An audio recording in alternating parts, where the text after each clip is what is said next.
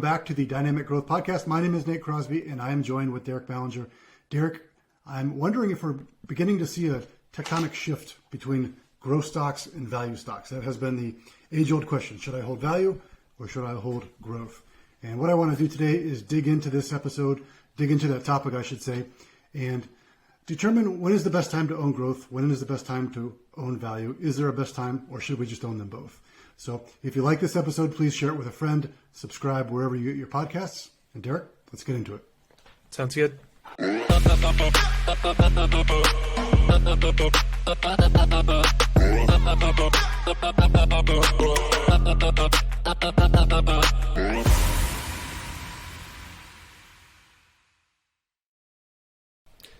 So you had mentioned that it seems like there's a shift from growth to value, and that definitely seems to be the case from just the month of March. And that's Sure. kind of an isolated example. We don't, because March is historically a bad month for stocks. But before we get into the debate, like growth versus value, we should probably define some terms here. So did you want to take it away with value? We'll start with value. Value. So actually, I'm going to start with growth because I think there's an evolution that stocks typically take. So a growth stock is a stock, a share of a publicly traded company whose revenue or growth is expected to beat that of the average market. And the characteristics that you would see from a growth stock is they tend to be younger companies, though not always. We can get into some companies that are 15, 20 years old that are still considered growth stocks. As long as they're innovating, as long as they are bringing something to the marketplace that allows them to grow at a multiple. Investors tend to pay up for growth stocks. So if you look at their PE ratios, they tend to be a little bit higher. They tend to be a little bit more volatile. And the other characteristic about most growth stocks is they don't pay a dividend. So when a company gets its profits, a growth stock will tend to take those profits and reinvest it back into the company because the management feels that that is the best use of their money, to put it back into the company so it can grow and move forward. And then there gets to be a period of time when maybe the company is not innovating as much. Maybe it's still a relevant company, still has a lot of good things to offer, but those days of growing 20% or more are behind them. And so one of the ways that a publicly traded company can offer value to the shareholders is to provide a form of a dividend. And those dividends are typically, most companies will pay them quarterly. And what a dividend is, it's just a sharing of the revenue. And value stocks tend to be, the reason they're called value is they tend to trade at lower PEs most of the time, although that's not always the case. They tend to pay a dividend. They tend to be more established companies. And these are stocks, especially large cap value, is stocks that we usually fill full of people who are either entering retirement years and they want that growth that equities provide, but maybe they are a little bit adverse to the volatility. We can't stomach the 30, 40% swings that potentially could come from a growth stock. Yeah, and especially the dividend's nice for passive income too when you're investing in value. Absolutely. But going back to dividends with growth, I've even seen it to be the case where investors, or they'll write articles about investors being mad if a growth stock offers up a dividend because they think more of the resources and profits should be reinvested into the business. Well, that's kind of a telltale sign. I don't want to say that the company's trajecting downhill, but that could be a sign of a couple things. It could be that the company has more money than it knows what to do with, because sometimes analysts will punish a company if it's got so much cash sitting on the balance sheet that it's just not reinvesting back in the company, and they're wondering, hey, why aren't you doing something like this? Why aren't you developing new products? Why aren't you making purchases, acquisitions? And sometimes to avoid that, they will trickle off a little bit of a dividend into the two shareholders. And I'm going to get into a couple of companies that maybe are kind of on that borderline where they do trickle a dividend, but it's not anything that you would purchase just for that dividend. It's not enough, but it's nice to get every once in a while, because the nice thing about a stock is you get the potential appreciation of the stock price, but you also get the dividend as well.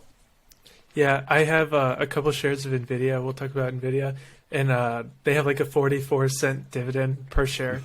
So, yeah, I'm not retiring off that or anything. But, I mean, no, you're not. Then there's a company like Apple or Microsoft. They have high growth rates.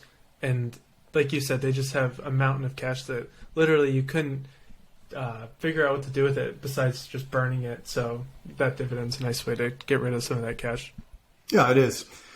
And so, when do you own these? So typically, there's a market cycle, and the market cycle repeats itself over and over again. And sometimes it's a short period of time, and sometimes it might be a number of years that the market cycle goes on. If you look at 2008 to roughly last year, we had the longest bull run in history, the longest rising market in history. But you tend to have, after there is a recession, after there is a downturn, you tend to have a recovery that takes place. And in that recovery, you typically have companies that are tech stocks. They could be financials. They could be materials. They could be industrials. As the movement's coming back up, these are the companies that tend to do well in that. And you could have a value company or a growth company in any of those sectors. But then when you get into the later stage, when we start nearing that peak, and what happens is, after the recession happens, what does the Federal Reserve do? It cuts interest rates. Normally, that's their playbook. And so what does well in low interest rate environments? Growth does well. Because you have companies now that have availability to cheap money. And they can take that money and they can reinvest it back into their own company. And then they get going and they get growing. I mentioned that some growth companies are relatively new. There might be younger companies. And maybe their cash flow isn't quite there yet. A lot of times when a company goes public, investors are willing to give them a pass for a period of time, right? They don't have to be profitable on day one. But 20 years down the road, yes, we like to see them profitable.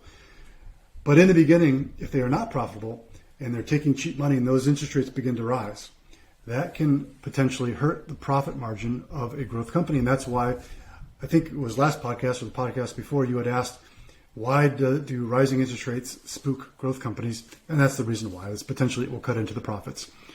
But then as the economy begins to recover and the threat of interest rates or interest rates actually do begin to rise, that sometimes begins to choke off growth, and then we see a shift into value there. Yeah, it kind of blew my mind because I'm not an example of a company that isn't profitable, or they just became profitable, was Netflix. Like they just became profitable this year because I don't really follow Netflix that closely. I'm not really a Netflix bull, but that actually really surprised me that based on all of these, pretty much all households have Netflix at this point, and they just achieved profitability. The thing about Netflix is, you would know this, is how much of their revenue they have to put back into developing new programs. Yeah. I mean, it's so much money, right? It's so capital intensive. Right. And then there's a race because of the competition between like Netflix, Hulu, Disney. Like they're it's like a space race, like where they just keep outspending each other, and they're getting like Al Pacino, or they'll watch Leonardo DiCaprio is going to act in one of these mini docuseries, and but it's good for the consumer because they're making great content. Great content, yeah. It kind of reminds you of the Cold War with the Soviet Union and the U.S. and doers spending each other, to get ahead on that. Right. To go back to what you said about interest rates, growth stocks usually benefit from low interest rates, but I think 2020 was like a picture perfect example where stocks with these high flying multiples, they're actually riskier. Like the higher the price gets, and any growth stock that has like a lot of lore or fanfare, like any slightest bit of bad news can bring it tumbling back down, which is what we saw basically in March with Tesla shaving off like 30% of its value within like a week. And I don't know if this is a great analogy, but with super high flying growth stocks, it's almost like a mini bubble where the sales are there. The sales are there to back it up. Because if you look at like Tesla, their sales are almost, or not sales, but like the deliveries that they report, it's almost growing exponentially. So it's not hard to imagine a future where some of these valuations might be justified. But it's just like sort of these mini bubbles or like contained bubbles. And I will talk about Shopify later. Shopify has this crazy valuation, but their their year over year growth is almost like 100% over the past like 3 years. So it's insane. Yeah. Yeah, definitely.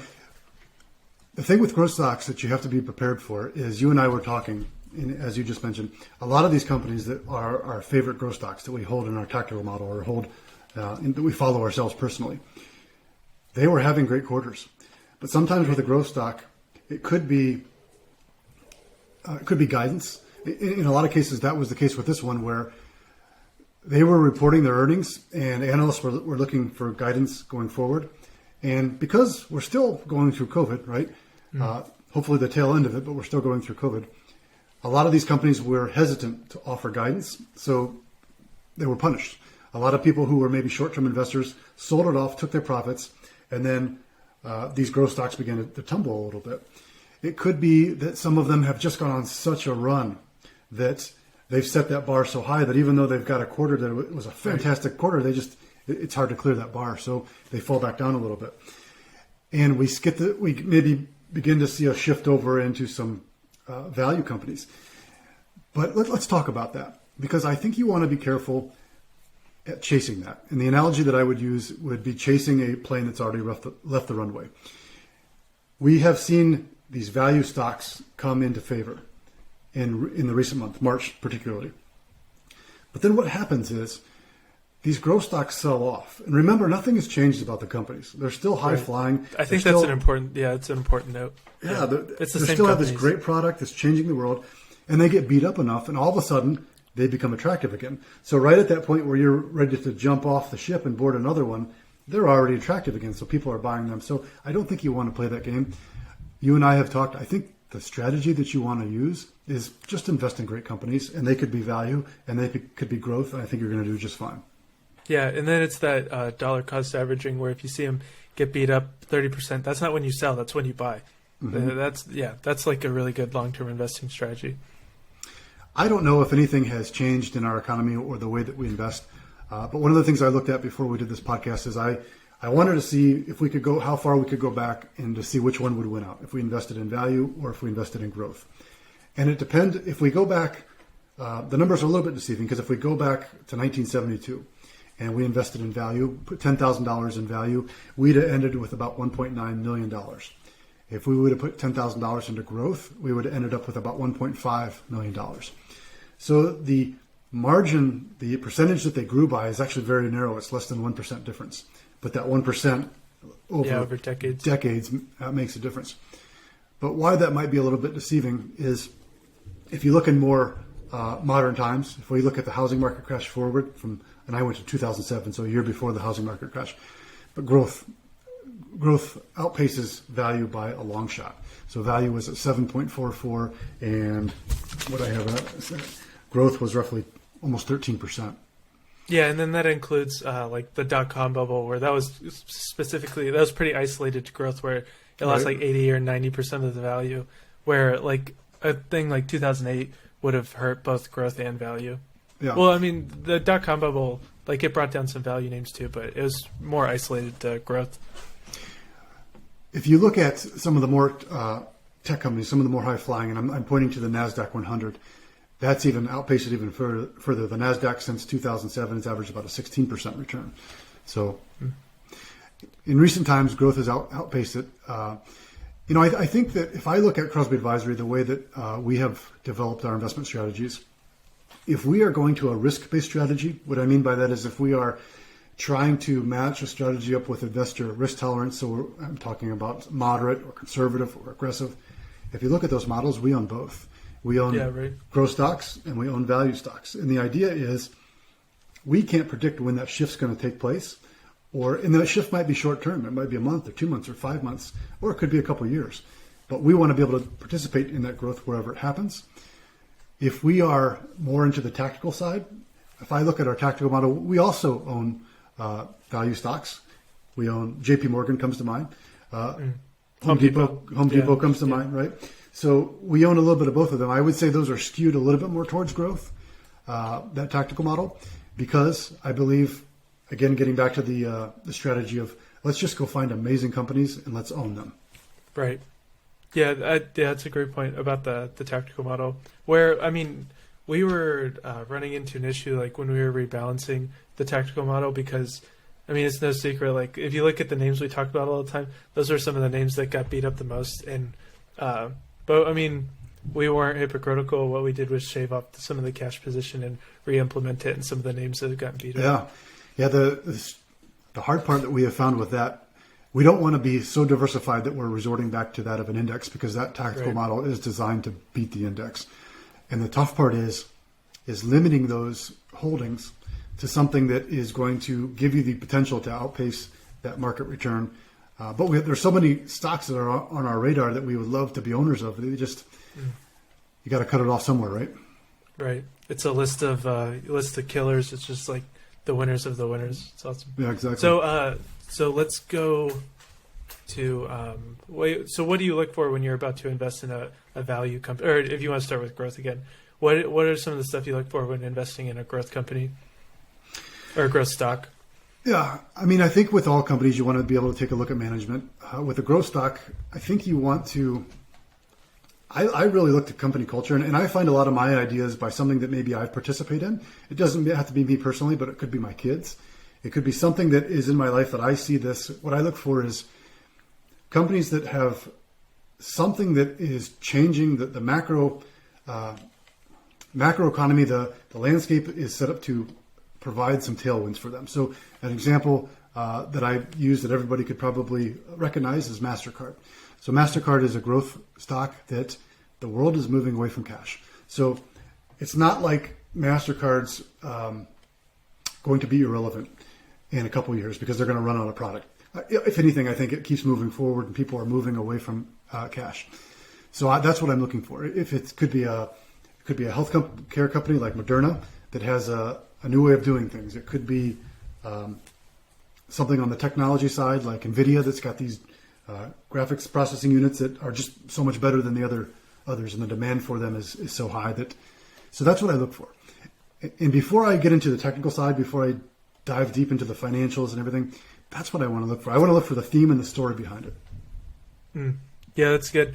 I'm more of I know you're a numbers guy too, but I don't really get caught up in some of the lore because if you look at companies like there's the IPO of Nikola, where they were doing something brand new. They were like hydrogen fuel cell cars, and then Elon was like, "That's impossible." And I was like, he would have an incentive to say that it's impossible, but it turns out that it actually, if it's not impossible, they weren't able to do it. So, right.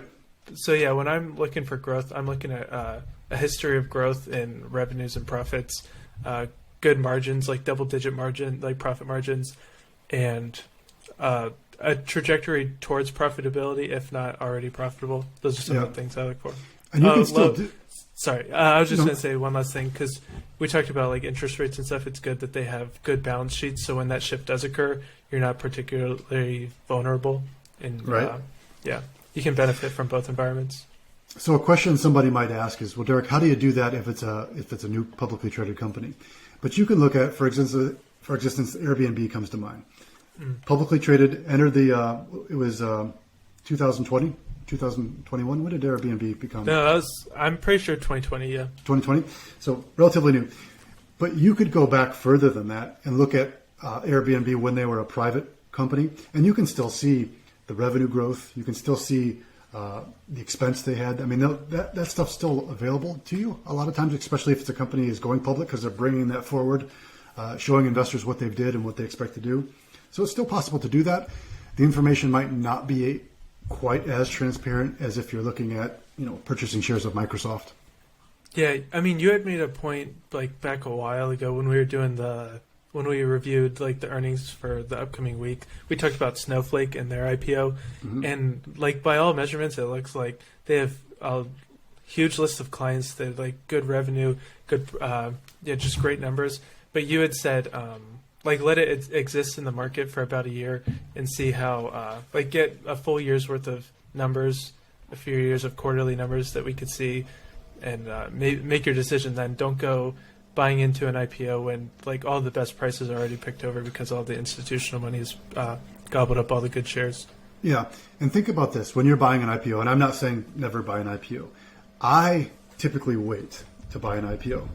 I shouldn't say that. I'm not buying an IPO if I wait. I typically wait to get a couple quarters underneath me because look what an IPO is doing.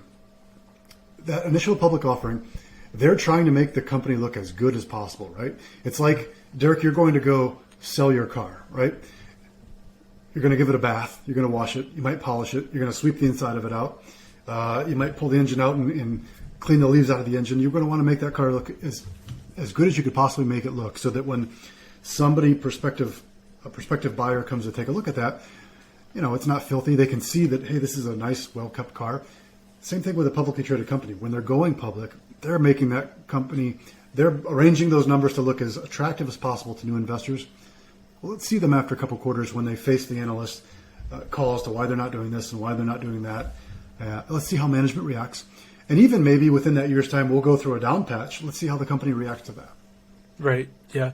And then the distinction between a company like Airbnb or Snowflake and then like a Nikola, I think a meaningful distinction is the concept is not rocket science. Like, it's not like they're reinventing the wheel or anything.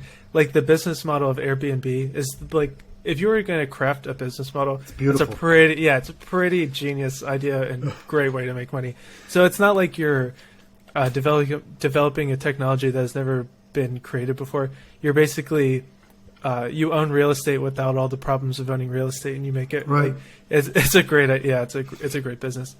You know what blows my mind about that is it's actually a simple idea. Like, you don't have to have a degree in business in order to understand how it works, right? But what boggles my mind is it's so simple that I can't believe it hasn't been thought of earlier than that. I mean, obviously the invention of the internet and to be able to bring people together. But yeah, I think Uber walked so Airbnb could run, because like Uber got beat up so bad by like, this is impossible, this is never going to work, nobody's just going to get into a stranger's car.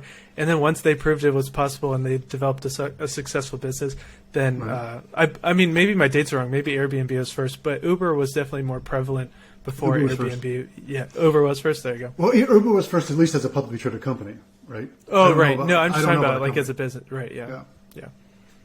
Do you mind if we play a game? Yeah, sure. Yeah, let's play. The value growth game. So what I want to do is I've got a list of 6 companies here that could be value, that could be growth, that could be somewhere in between. And I want you to tell me if they're a value company or if they're a growth company. Gotcha. You ready? Okay. Mm-hmm. Okay. Your job's on the line right here. I know, right? PayPal. Growth. Yeah, definitely a growth company, right? Yeah. PayPal is a growth company, does not pay a dividend.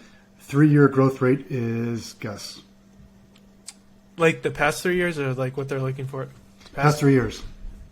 I'm gonna say, I'm gonna say 35. It's pretty close. 48.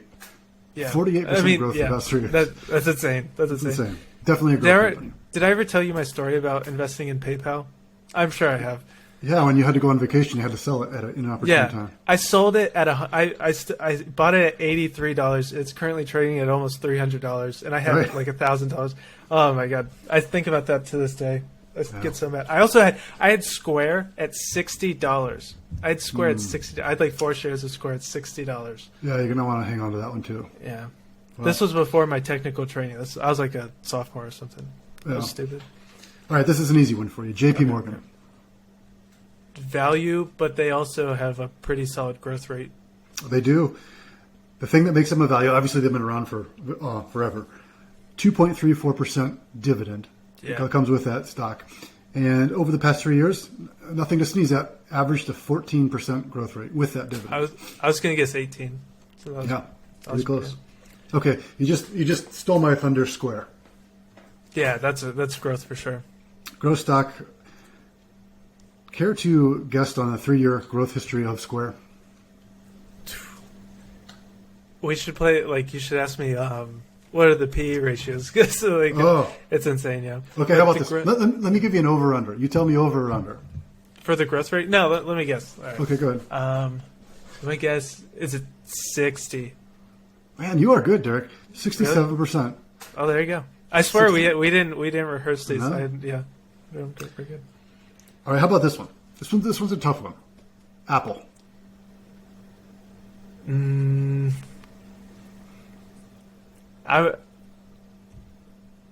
I'd say probably it's definitely in the middle, but I would say leaning more towards growth, I think.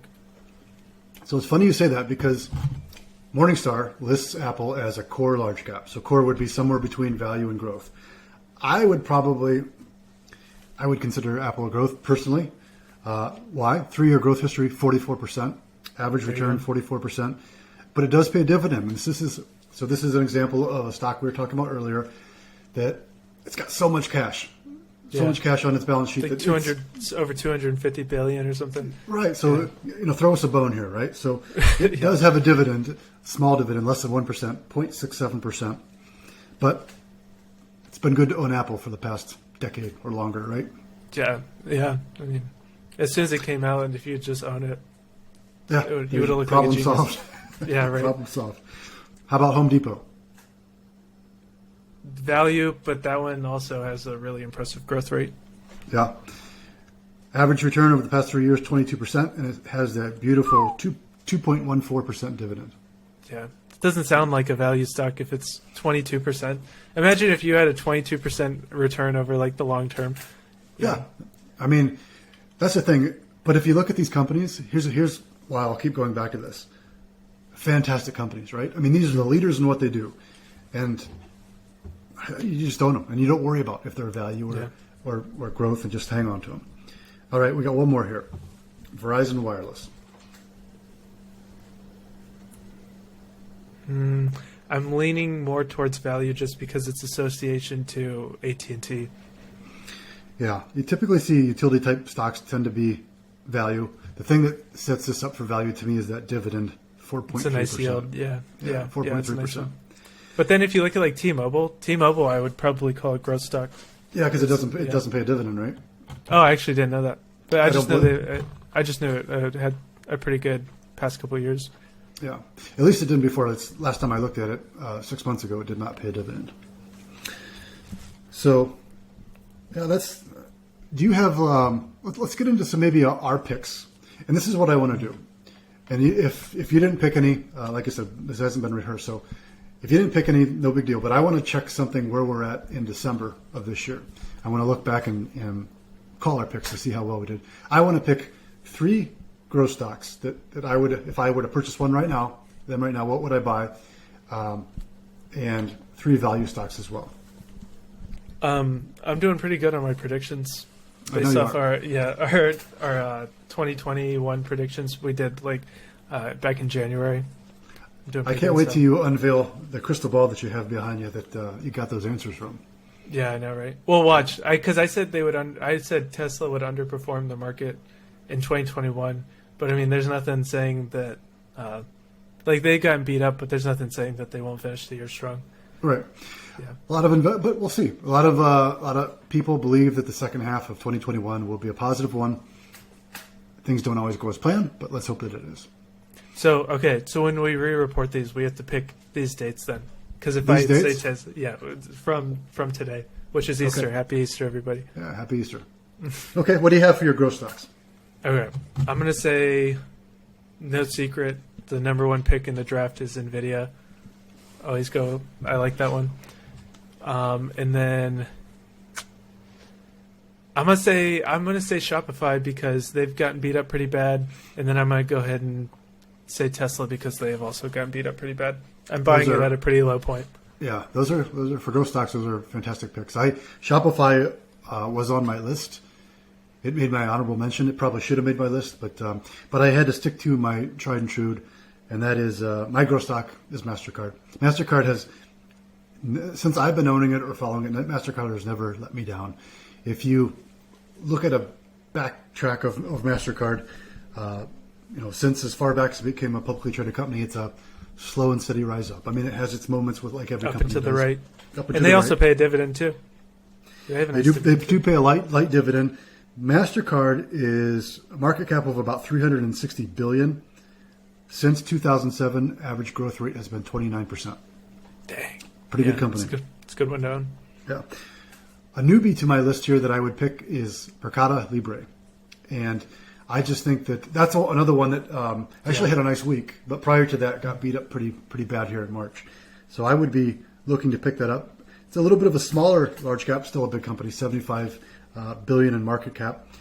Average return since 2008 is about 25%, but those last couple of years actually have been its most profitable years. I mean, it was part of the tactical model. It grew by over 100% last year, I believe. I think it was close to 200. Yeah, it's insane. It's a monster. Yeah. Yeah. So the other one that I have here, my third one would be the granddaddy, which would be Microsoft. $1.8 trillion company. I like Microsoft because Microsoft is repositioning itself, or has repositioned itself into a cloud company. And if I look at Amazon, I don't think it's a fluke that Jeff Bezos named the former CEO of AWS to be the next CEO of Amazon Total. What's his name? His name is Jassy, I believe. I can look it up. Andy Jassy is his name. There you go. Let's look it up. So I don't think that's a fluke that they named Andy Jassy as the next CEO of Amazon, because I think that's where they see the growth coming. Well, I see Microsoft positioning themselves for that same growth going forward with their cloud business. Yeah. Microsoft's like an octopus, like they have their 8 arms and so many buckets. Yeah. And just a well-run company. The problem with with Microsoft, and the same with, it's crazy. Like when all these topics about antitrust come out, they always go after Google and Microsoft is always left off the table. Oh yeah, Facebook. They slide right under the radar. But the thing that's interesting, like Apple will never, besides the App Store stuff, I could see, but because Apple is not the most popular phone in worldwide. Like I think it's the most popular in the United States, but worldwide, I think it's 3. So Apple is safe for the time being. It's funny because a lot of that is perception, right? Like sometimes if you look at Google, they see this monopoly on search, and Google's that big bad guy that's looking in on us on everything that we do. And Facebook, same thing, right? They're selling our data and they've got all these things. But Microsoft, nobody, I don't think I've ever heard anything a bad thing to say about Microsoft other than, if you weren't a fan of Windows or something like that. I mean, there was the antitrust stuff in, like Bill Gates was on trial, like when he was the CEO. But I think an interesting distinction between, like, maybe why is because it's an opt-in product, like you're paying for Microsoft services, but like with Facebook and Google, you're the product. That's probably that's a good thing to note. That's a good point. Hence back to social media, right? Yeah, I'm interested why you picked that great documentary, but I'm interested why you picked Microsoft instead of Apple, because they have similar growth trajectories, and Microsoft's actually up quite a bit for the year. So you think that they're going to outpace Apple?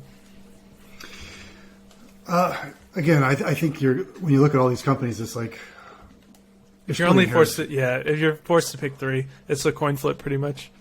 Yeah, the only thing Apple always bites you. Anytime that you think that Apple's best days are over, they'll come out with these monster numbers and they'll just continue to blow up. So I'll never bet against Apple. Apple's our core holding in our tactical model, and I imagine Apple will be a core holding for quite some time. But Microsoft holds the same weighting that Apple does in that tactical model. Why Microsoft? The only thing that there has been some news with Apple on some lawsuits. You and I talked small beans to Apple. Apple's got enough cash; they'll write a check for whatever. And they'll be done with it. But they've also seen, I think, some lower demand on some of the phones that they've gone out. So they've slowed down the productions on some of their phones. I think going forward, Apple will transition from a phone company into healthcare and into some other things that they do. That's what I was going to say, But that transition might not be, super quick. And I still think it's going to be a company that is going to outpace the market for quite some time. But MasterCard is but Microsoft, I think, with the cloud computing and the cloud services it offers, along with everything else, the tentacles out there, I saw where Microsoft is looking to do virtual meetings. So you and I could have a meeting in 3D. So like we're sitting in the room there. I'm not sure if it's an avatar or if it's a projection of ourselves there. But things like that just blow my mind. I mean, that's not 20 years in the future. That's coming up here, the ability to do that. And you've never watched, or I guess you watched one episode of Black Mirror. I watched 3 episodes now. I can't. Nice. Episodes are for a family-friendly show. I can't talk about the episodes on this podcast, but definitely blows your mind and makes you think. Yeah. Which episodes? What episodes did you watch? You don't have to explain them. Just tell me which ones. I don't know the names of them. The one had the recall, the memory recall. Yeah, that one's crazy. Yeah, that's a good one. Yeah. The one had to do with virtual reality, where it was a video game and you could, it was essentially real life, right? And then the other one had to do with that one where they were spending their entire life either sleeping or on that exercise bike, and then they, Oh yeah, yeah, right.